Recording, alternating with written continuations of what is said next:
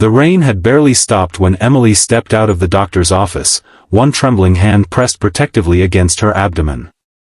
She still couldn't believe the words she had just heard: triplets. 3 heartbeats. 3 tiny lives growing inside her. The ultrasound images were tucked carefully inside the envelope clutched to her chest, but what weighed even heavier than the surprise was the storm waiting at home: her mother-in-law, Lorraine. Emily hadn't told anyone yet, not even her husband, Daniel. She wanted to wait for the perfect moment. But today wasn't that day. She could already imagine Lorraine's reaction if she knew: accusations, criticism, judgment. Lorraine had always believed Emily wasn't good enough for her son, too simple, too quiet, too ordinary. And today, of all days, Emily also received another shock: a call from her late uncle's lawyer. Her uncle, a reserved billionaire who lived a life of privacy after years of family conflict, had left her everything: his companies, his properties, and $100 million in liquid assets. She hadn't processed it yet. She hadn't even had a moment to catch her breath. Because even before she could go home and share the news with Daniel, her phone lit up with a message from Lorraine: "Come home now. We need to talk." Emily swallowed hard and stepped into her car. Her hands were cold on the steering wheel. She drove slowly, trying to steady her breathing. Each mile felt heavier. When she finally pulled up to the house, she could immediately sense tension inside. The living room lights were on. Shadows moved across the curtains. She stepped in quietly, hoping Daniel would be there to buffer whatever argument was brewing, but he wasn't home yet. Lorraine and her daughter, Vanessa, were sitting on the couch with matching expressions of superiority, as if they had been rehearsing a lecture for hours. Finally, Lorraine said, crossing her arms, "We've been waiting." Emily set her keys on the table, her nerves tightening. "Is something wrong? Is something wrong?" Vanessa scoffed, her lips curling. "You tell us. Where have you been?" "I had a doctor's appointment," Emily replied softly. She felt the envelope in her purse like a secret burning against her. "Doctor's appointment," Lorraine repeated slowly, her tone dripping with suspicion. "How convenient." Emily blinked. "Convenient for what?" "For avoiding responsibilities," Vanessa muttered. "For hiding things," Lorraine added.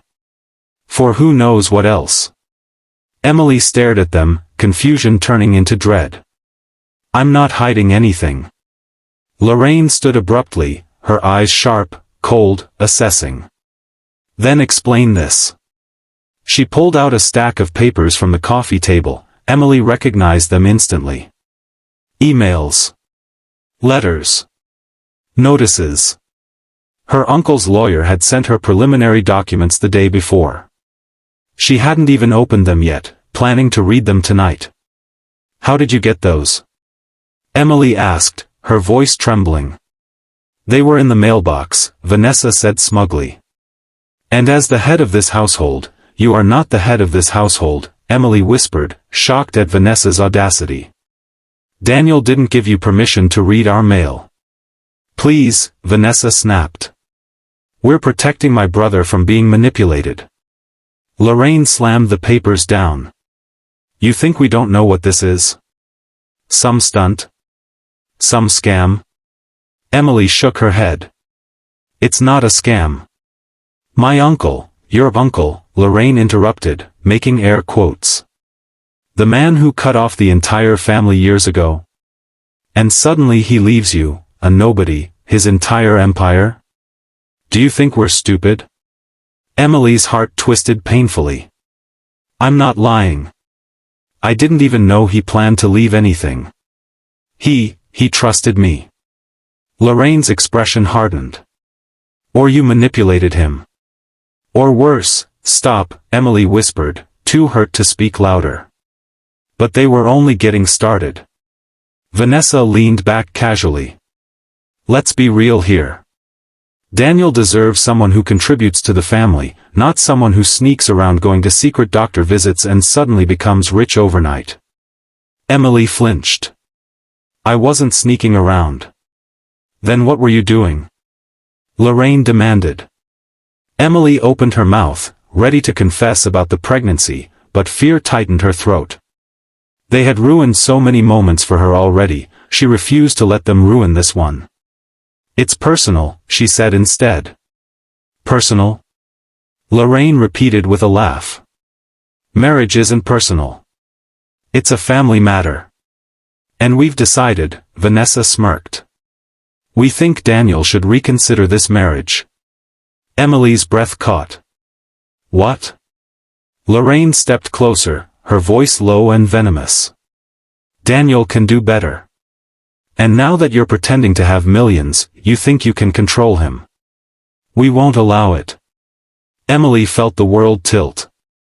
They were planning something cruel, something calculated. You can't make decisions for him, she whispered. He loves me. For now, Vanessa said. But men change when money is involved. Lorraine's eyes narrowed.